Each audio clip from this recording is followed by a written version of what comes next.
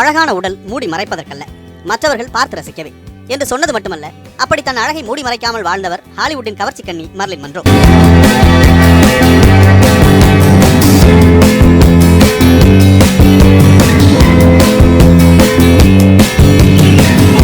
Hollywood cinema வரலாற்றில் எத்தனையோ பேரழகிகள் வண்ணத் திரைகளில் உலா வந்து ரசிகர்களை கிறங்கடித்திருக்கின்றன.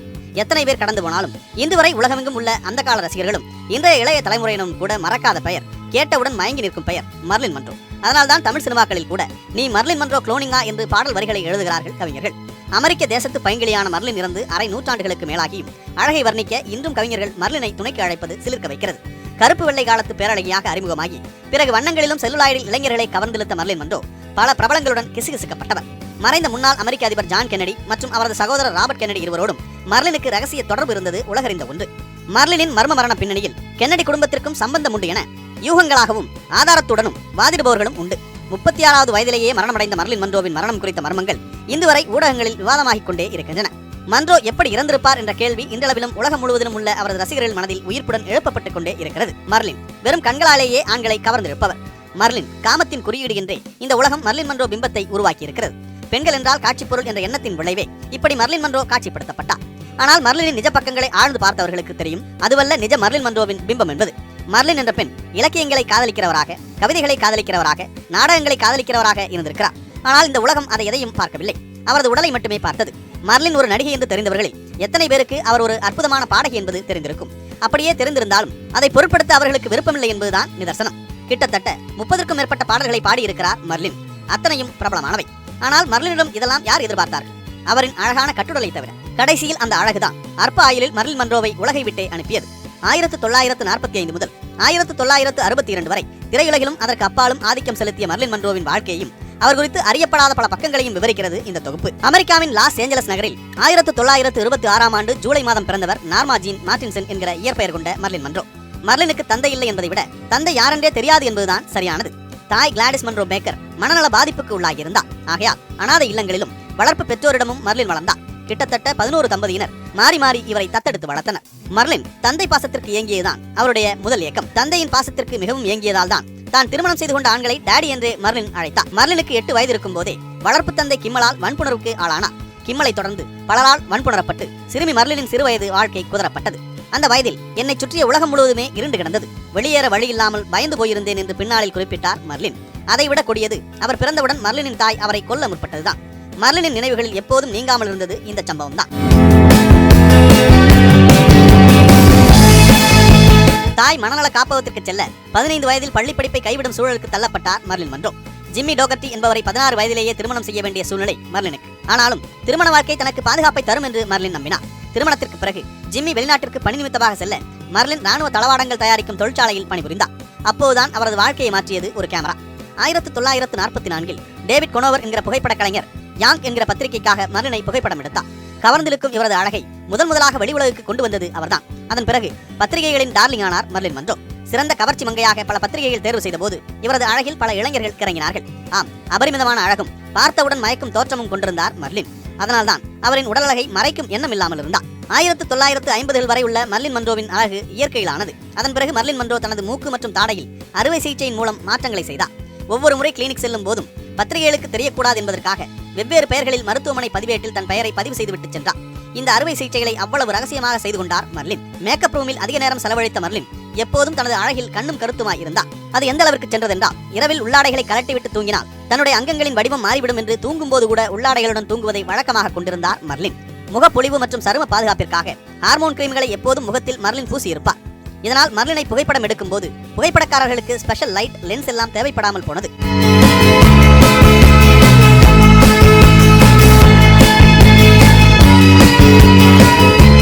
1953இல் தொடங்கப்பட்ட பிளேபாய் பத்திரிகையின் முதல் இதழில் அட்டைப்படத்திற்கு நிர்வாணமாக போஸ் கொடுத்து பரபரப்பை ஏற்படுத்தினார் மர்லின் மன்றோ.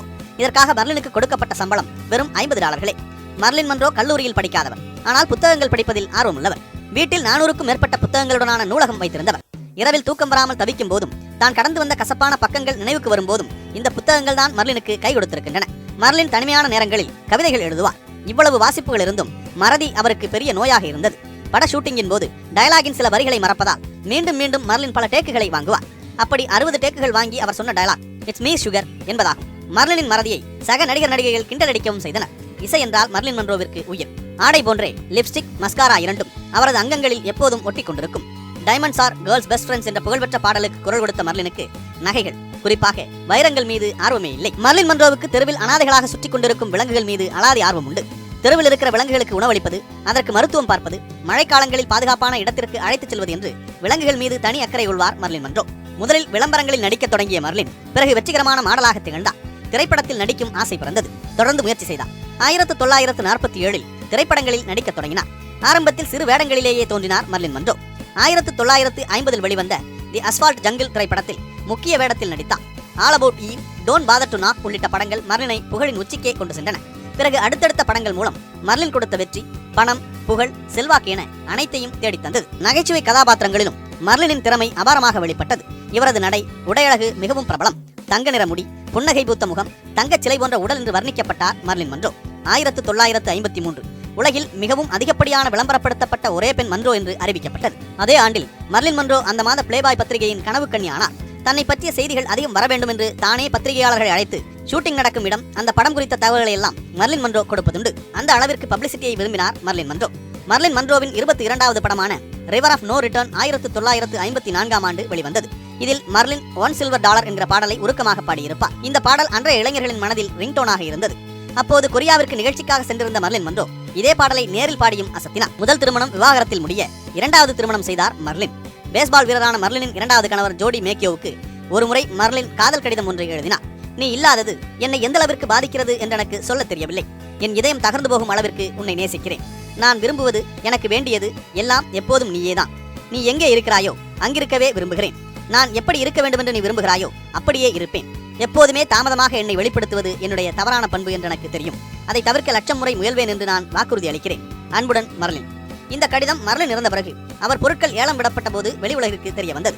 அப்போது மர்லினுக்குள் எவ்வளவு காதல் இருந்திருக்கிறது என்பதை அவரது ரசிகர்கள் சிலாகித்தார்கள். இவ்வளவு காதலித்த மர்லினுக்கும் ஜோடி மேக்கியோவுக்கும் இடையேயான மோதல் எதனால் வந்தது தெரியுமா? உலகமே கொண்டாடி இன்றும் மர்லின் என்றால் முதலில் நினைவுக்கு வரும் பெரும் புகழ்பெற்ற காட்சி மூலம்தான் இருவருக்கும் இடையே மோதல் வந்தது. 1955 வெளியான தி 7 இயர் இட்ச் என்ற படத்தில் காற்றில் தனது ஆடை பறக்காமல் இவர் பிடித்துக் கொள்ளும் காட்சி பிரபலமானது. இந்த படத்தினை ஜோடி மேக்கியோ விரும்பவில்லை.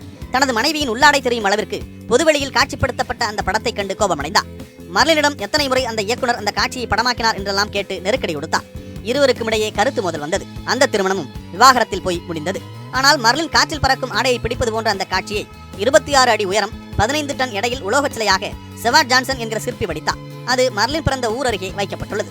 பின்னர் ஒயிட் சப்வே டிரஸ் என்கிற அந்த உடை $55.6 மில்லியன் ஏலம் போனது. பல்லாண்டு காலம் புகழுடன் வாழ்ந்தவர்களுக்கு கிடைக்கும் பெயரையும் புகழையும் மிகவும் குறுகிய கால வாழ்விலேயே இவர் அடைந்தார்.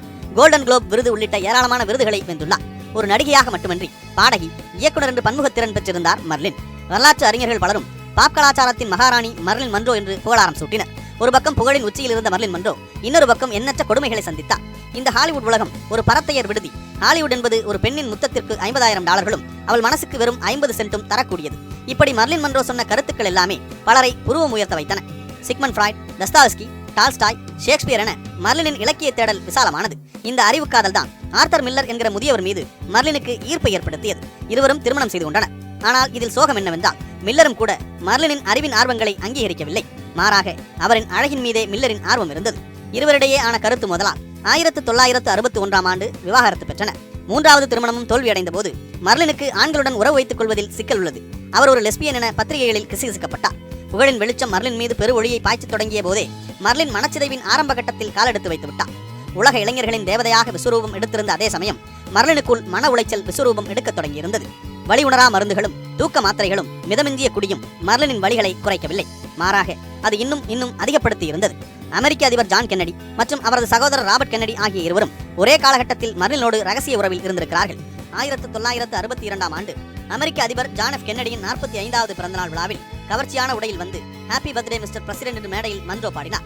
கென்னடி பேசும்போது மன்றோவின் குரலால் வாழ்த்து பெற்ற பிறகு இன்றுடன் நான் பதவியிலிருந்தே ஓய்வு பெற்று விடலாம் போலிருக்கிறது என்றார். அன்று இரவு நடன விருந்திலும் மர்லின் மன்றோ கலந்து கொண்டார். அப்போது அவர் அணிந்திருந்த உடை 2500 கிறிஸ்டல்கள் கொண்டு வடிவமைக்கப்பட்டிருந்தது. அந்த உடை 1999 ஆண்டு $1.3 மில்லியன் ஏலம் போனது. ஜான் கென்னடியுடனான நெருக்கத்திற்கு எத்தனையோ புகைப்படங்கள் ஆதாரங்களாக இருந்தன. அதேபோன்று ராபர்ட் கென்னடியுடன் தொடர்பில் இருந்ததற்கான கடித ஆதாரங்களும் பிற்காலத்தில் வெளிவந்தன.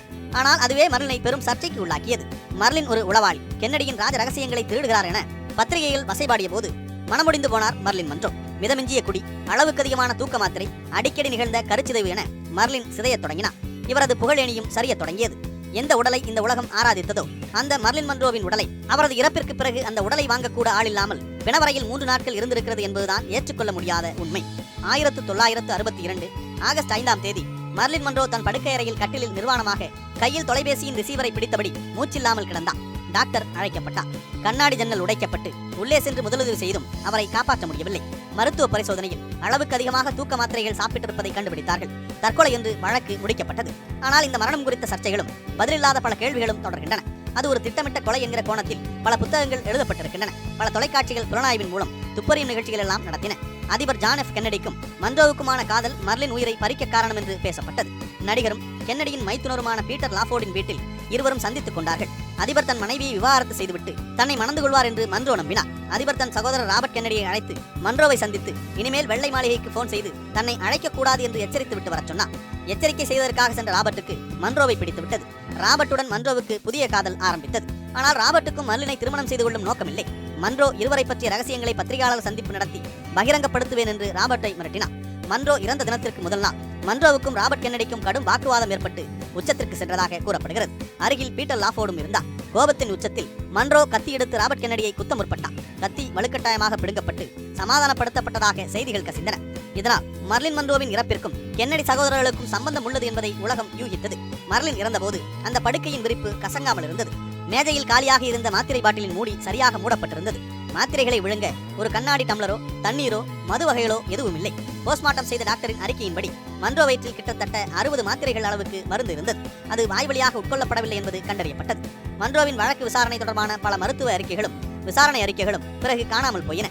ஆம்புலன்ஸ் வரவழைக்கப்பட்ட போது மருத்துவர் கிரீன்சன் மன்றோவுக்கு முறையான முதலுதவிகள் செய்யவில்லை என்று பல சர்ச்சைகள், அதிர்ச்சி தகவல்கள், மர்மங்கள் வெளியாகின. மர்லினின் இந்த மர்ம மரணம் அவரது ரசிகர்களை சொல்லனா துயரத்தில் ஆழ்த்தியது. மர்லினின் மறைவை ஏற்க முடியாமல் அப்போது நாளொன்றுக்கு சராசரியாக 12 பேர் தற்கொலை செய்து கொண்டதாக தகவல்கள் வெளியாகியிருக்கின்றன. சமீபத்தில் 2014ஆம் வருடம் the murder of Marilyn Monroe case closed என்கிற புத்தகம் வெளியிடப்பட்டு விற்பனையில் சாதனை படைத்தது. இதில் பீட்டர் லாஃபோர்ட் மனம் விட்டு சொன்ன பல ரகசிய தகவல்கள் வெளியிடப்பட்டிருக்கின்றன. மன்றோவை மனசுக்குள் காதலித்தவர்கள் பலர். அதில் பிளேபாய் பத்திரிகையின் ஆசிரியரான ஹக் எஃப்னர் முக்கியமானவர். அவர் மன்றோவின் உடலடக்கம் செய்யப்பட்ட லாஸ் ஏஞ்சலஸ் நகரத்தில் மன்றோவின் கல்லறைக்கு அருகில் தனக்காக இடம் வாங்கினார். முதுமையை நினைத்தால் பயம் என்று அடிக்கடி சொன்ன மன்றோ தன் 36வது வயதில் முதுமையை காணாமலேயே மறைந்து போனார். ஒரு திறந்த புத்தகமாக வாழ்ந்த அவரின் மரணத்தின் பக்கங்கள் மட்டும் மூடப்பட்ட பக்கங்களாகவே இருக்கின்றன. மர்லின் இறப்பதற்கு சில நாட்களுக்கு முன்னர் தான் 2 படங்களுக்கான ஒப்பந்தத்தில் ஃபாக்ஸ் நிறுவனம் கையெழுத்திட்டது. அதற்காக மர்லினுக்கு வழங்க ஒப்புக்கொள்ளப்பட்ட தொகை $1 மில்லியன் அமெரிக்க. மர்லின் நடிக்க ஆரம்பித்த போது மிக குறைந்த சம்பளமே பெற்றார். அவருடன் நடித்த ஜேன் ரூசல் அப்போது இவரை விட 10 மடங்கு அதிக சம்பளம் வாங்கினார். ஆனால் மர்லினுக்கு குறைவான சம்பளமே தரப்பட்டது. மர்லின் மன்றோவின் சொத்துடைமைகளை நிர்வகிக்கும் உரிமைகளை 2011ஆம் ஆண்டில் ஆத்தன்டிக் பிராண்ட் குரூப் நிறுவனம் $30 மில்லியன் அமெரிக்க வாங்கியது. ஆனால் மர்லின் இறந்துவிட்டாலும் அவரது சொத்துக்கள் மூலம் அறக்கட்டளைக்கு இப்போதும் ஆண்டிற்கு $5 மில்லியன் அமெரிக்க வருமானம் கிடைக்கிறது. மர்லின் மன்றோவின் பெயரும் படங்களும் வருடந்தோறும் பல மில்லியன் டாலர்களை பெற்றுத் தருகின்றன. உலக வசீகரத்தை எல்லாம் ஒருங்கே சேர்ந்த ஒரு உருவம் கொண்ட மன்றோவிற்கு மரியாதை செய்யும் விதமாக 1995ஆம் ஆண்டு அமெரிக்க தபால் ஸ்டாம்பில் மர்லின் மன்றோவின் படம் வெளியிடப்பட்டது. 1999ஆம் வருடம் 20ஆம் நூற்றாண்டின் தலைசிறந்த செக்ஸ் ஸ்டார் என பிளேபாய் பத்திரிகையால் மகுடம் சூட்டப்பட்டார் மர்லின் மன்றோ. அதே வருடம் பீப்பிள் பத்திரிகை இவரை 20ஆம் நூற்றாண்டின் மிகவும் கவர்ச்சியான பெண் என்கிற பட்டத்தை அளித்து மகிழ்ந்தது. தந்தை யாரென தெரியாது, தாய் மனநலம் குன்றியவர், வளர்ப்பு தந்தையாலேயே சிதைக்கப்பட்ட அவலம், காலத்தின் கடைசி அத்தியாயம் வரை ஆண்களால் குதரப்பட்ட கொடுமை என்று வாழ்வு முழுக்க வழிகள் நிறைந்திருந்த மர்லின் மன்றோவை இனியும் காமத்தின் குறியீடாக மட்டும் இந்த உலகம் பார்ப்பது சரியாக அமையுமா?